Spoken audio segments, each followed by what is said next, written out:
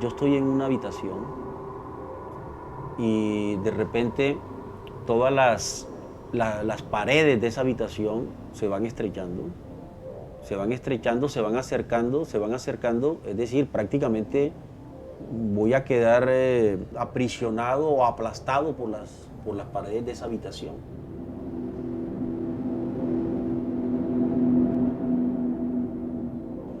Y cuando ya yo veo que la situación ya es insostenible, es cuando yo me despertaba, incluso muchas veces lanzando un grito.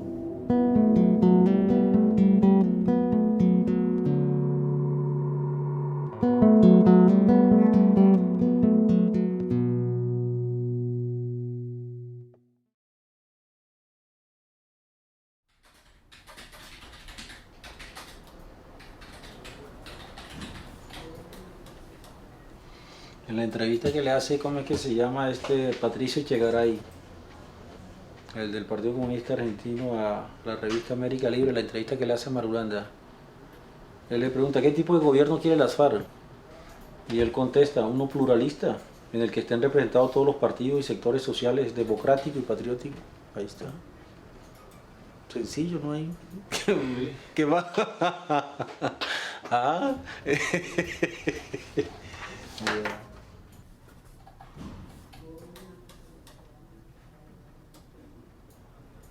Y yo creo que es testarudo por naturaleza.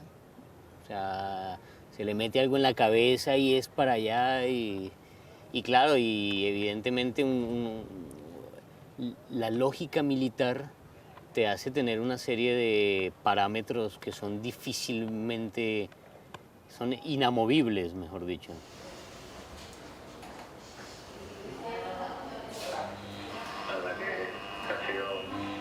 La noticia más destacada de esta mañana, 27 de febrero de 2011, es la solicitud de indulto de Yesid Arteta Dávila, es ideólogo de las FARC que actualmente trabaja como gestor de paz en España. En 2008, la Corte Suprema de Justicia le ratificó a Yesid Arteta una condena a 27 años de cárcel por el homicidio de un hombre que violó a una niña en el Cauca, zona donde él era el jefe del Frente 29. Arteta se declara inocente del delito y hace 4 años vive exiliado en Barcelona.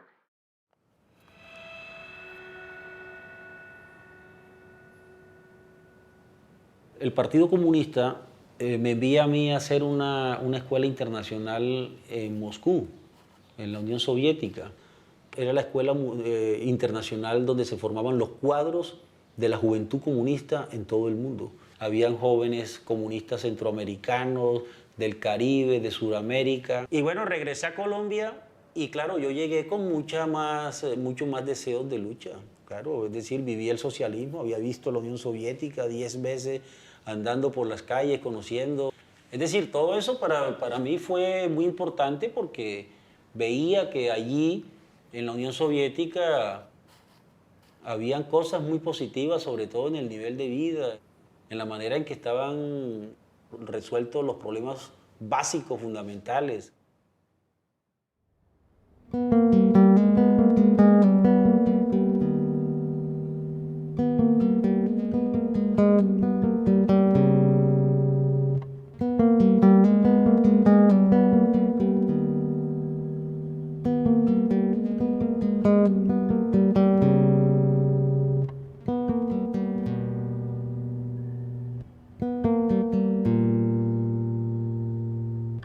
En el año de 1980 allanaron mi casa, bueno, acordonaron todo el sector del barrio, supuestamente buscando armas, buscando cosas y tal.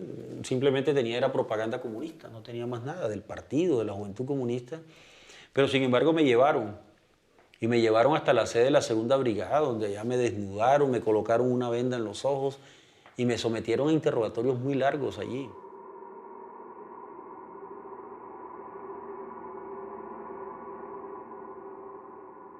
Fue un periodo muy jodido en Colombia, fue un periodo bastante complicado porque fue un periodo de muchas torturas, hubo muchos desaparecidos.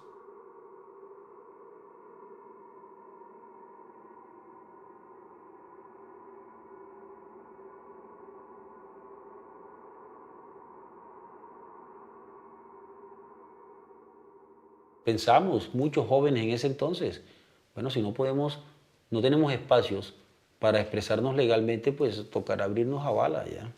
Entonces fue cuando yo decidí vincularme a las FARC.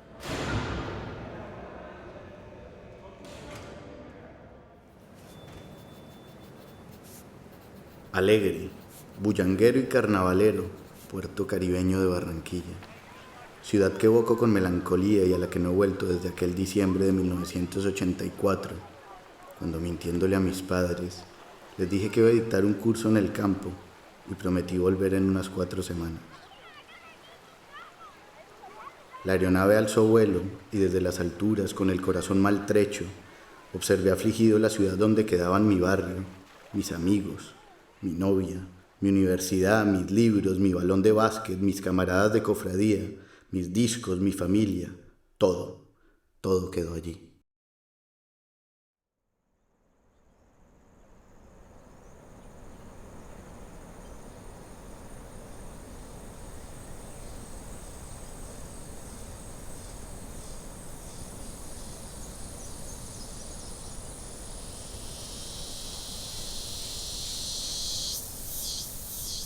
Cuando yo llegué, yo ingresé a donde en ese momento era el cuartel general de las FARC.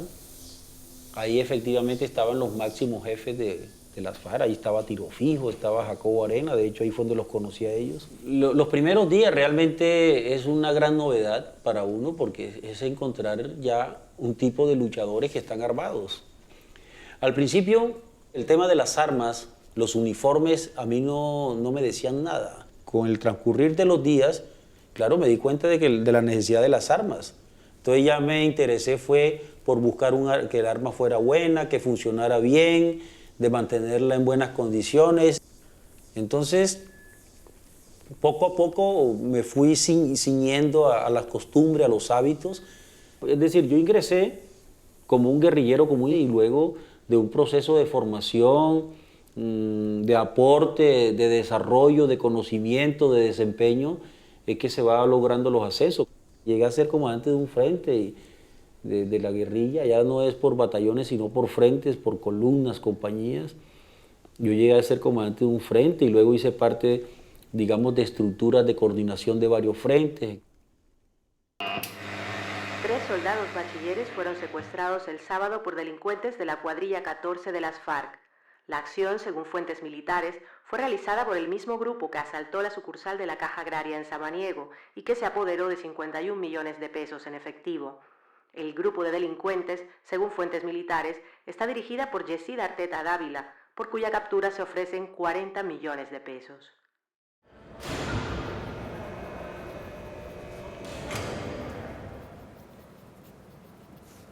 Bien temprano en aquella mañana, nos lanzamos al río para lavar nuestra mugre, además de la ropa que había cogido un olor extraño, como agrio. La novedad de la guerrilla se había extendido entre los lugareños y empezaron a llegar viejos y niños que nos miraban con curiosidad. Era extraño que allí llegasen forasteros. A ver, yo creo que cuando yo empecé a conocer la geografía del país, también empecé a conocer la geografía humana, unas condiciones de vida muy precarias, unos niveles de vida muy bajos ya, campesinos muy pobres, mucho analfabetismo. La gente veía con buenos ojos a la guerrilla. Ellos decían, bueno, porque a nosotros nos gusta más la ley del monte, que era la ley de la guerrilla, porque aquí el Estado no existe, porque con la guerrilla se puede organizar una comunidad alrededor de una escuela, organizar una carretera, luchar por un camino, ¿ya? Por un puesto de salud.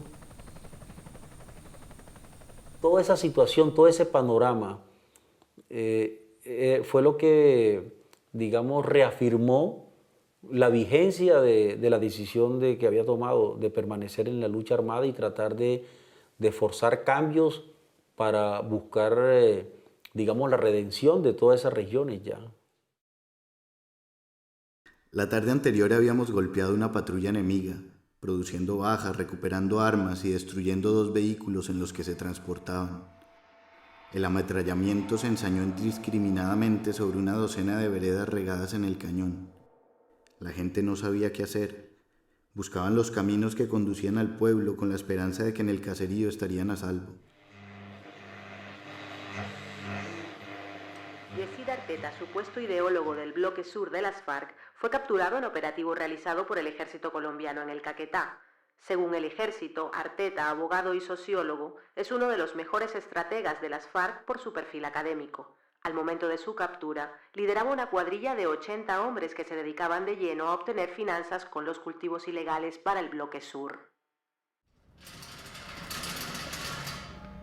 Yo a Yesid lo conocí en una cárcel. Yo estaba preso cuando él fue detenido, fue capturado en combate y lo llevan a la misma cárcel donde yo estoy. Entonces el hacinamiento, la violación a los derechos humanos era constante. Los presos piden negociar con las autoridades penitenciarias y los presos me designan a mí como su vocero negociador con las autoridades penitenciarias. Y en medio de esas negociaciones es que yo lo conozco a él. Y lo conozco en medio del motín. Cuando a mí me capturan, diría que casi los primeros 5 años de la prisión, es decir, era como una especie todavía de comunión y pertenencia a todo el mundo, digamos, de las FARC, de la organización a la que pertenecía. Dentro del patio de nosotros había una mesa de trabajo compuesta por guerrilleros.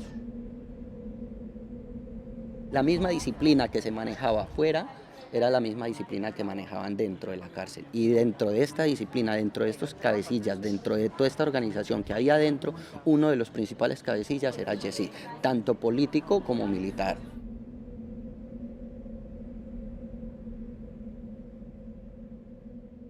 En su última edición, Semana revela quiénes son los hombres clave de las FARC que hoy se encuentran tras las rejas y por los cuales estarían dispuestos a canjear hasta 200 militares y policías retenidos en la selva. La lista de canjeables la encabeza el abogado y sociólogo Yesid Arteta, considerado uno de los estrategas más preparados de la organización. No solamente para mí, sino todas las personas que estábamos en esa lista de canje, cuando las FARC en su momento plantea que un grupo de prisioneros políticos vuelvan a las montañas a cambio de una serie de militares que en ese momento eran rehenes por parte de la guerrilla. Queríamos salir en libertad, estaba claro. Es decir, toda persona lucha por su libertad y en el caso nuestro, que éramos hombres comprometidos en un proyecto político, con mucha más razón queríamos estar libres para poder proseguir la lucha. Yesid Arteta, jefe guerrillero de las FARC que está recluido en La Modelo, será trasladado próximamente a un calabozo del Instituto Nacional Penitenciario, informó el director de la cárcel. La medida se tomó para prevenir nuevos hechos de violencia dentro de la penitenciaría, donde un enfrentamiento entre diferentes facciones dejó como saldo 32 muertos y 17 heridos el jueves pasado.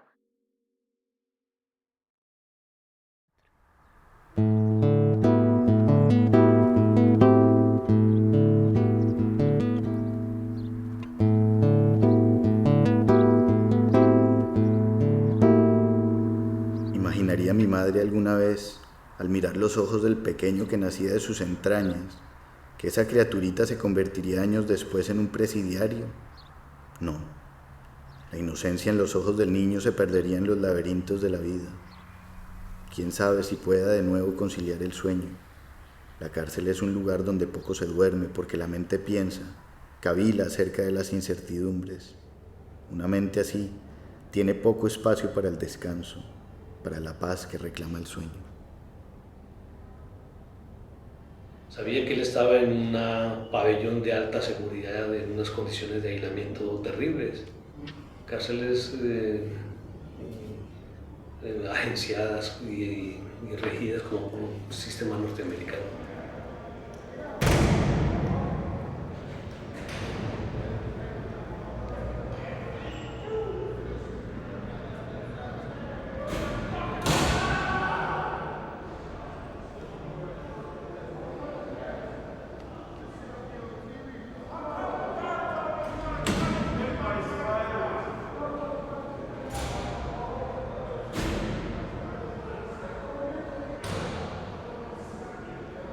La guerra que yo viví en general fue bastante distinta a la que estaba viviendo cuando ya yo estaba en prisión.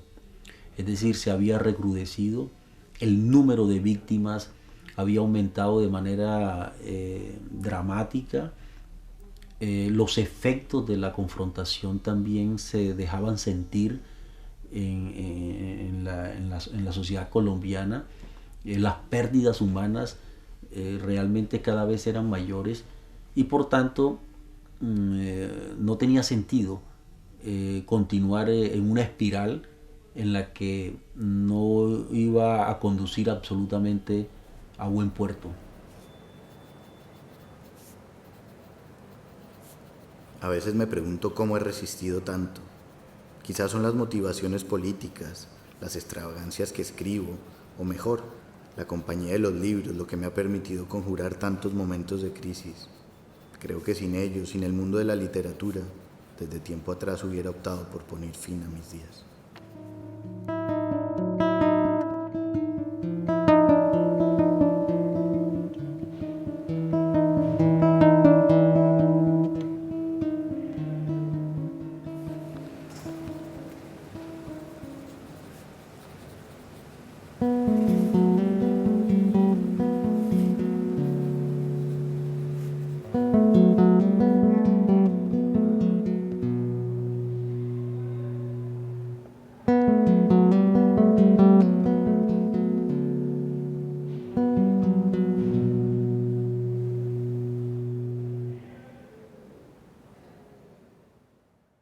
Cuando recuperé mi libertad, ya con antelación, ya yo había tomado la decisión de que el camino de las armas era cosa del pasado, que la lucha guerrillera era un capítulo cerrado de mi vida y que por tanto todos mis esfuerzos en adelante sería para buscar una salida política, buscar el diálogo, la concertación, el uso, digamos, del raciocinio para resolver los problemas.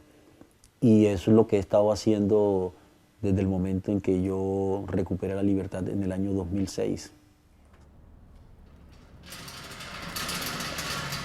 El ideólogo de la guerrilla de las FARC, Yesid Arteta Dávila, ha salido de la cárcel tras cumplir una condena de 10 años por rebelión. Arteta, abogado y escritor, estuvo hasta en 3 ocasiones a punto de recobrar su libertad, ocasiones que se vieron frustradas porque en su contra aparecieron nuevas investigaciones y acusaciones que hasta el momento no se han podido comprobar.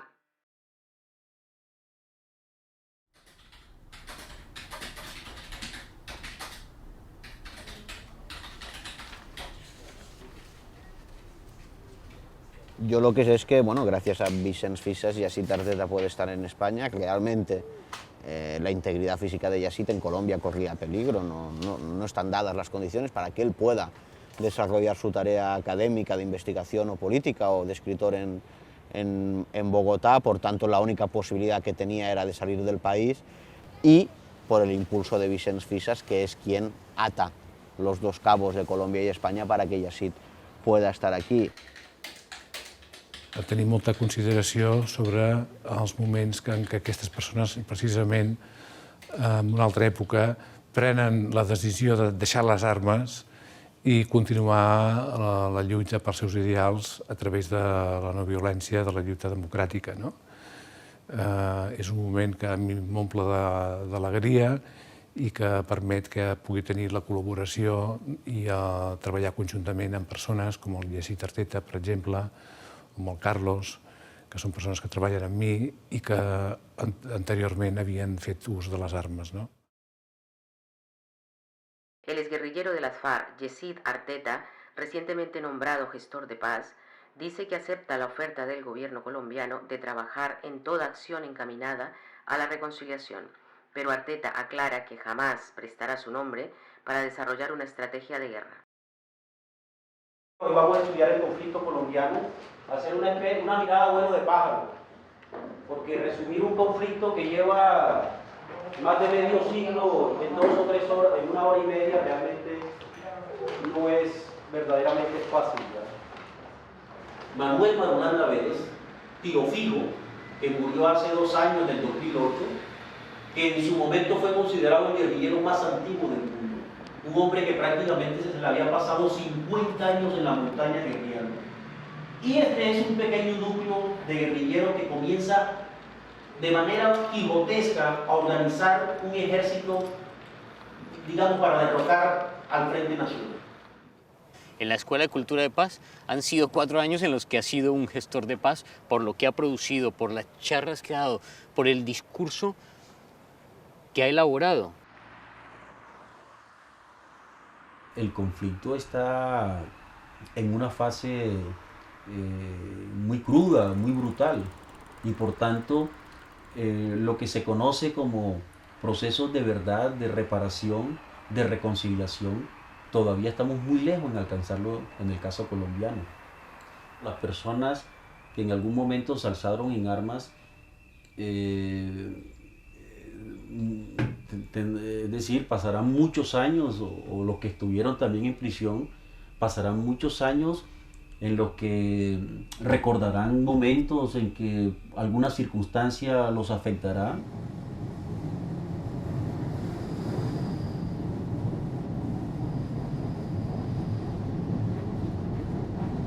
«25 años después volví a ver el mar, y no fue justamente cerca de Barranquilla donde lo hice, sino a más de 8.000 kilómetros de allí, en Barcelona, al pie del Mediterráneo. Espero algún día volver a pisar Colombia».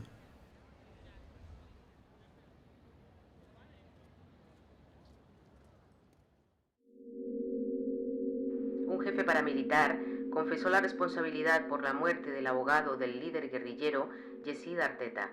El abogado y defensor público José Absalón Achuri fue asesinado por defender a Arteta. Los paramilitares lo secuestraron, torturaron y asesinaron el 16 de mayo de 2003. Yo creo que en estos momentos él no tiene garantías para volver a Colombia. Pienso que ir allá con los mismos argumentos ahorita, no creo que lo asesinarían, creo que no duraría mucho. Creo que aún hoy corre peligro si estuviese en Colombia, por supuesto. Por supuesto que sí. Las trayectorias no se borran, no se esconden, ¿no?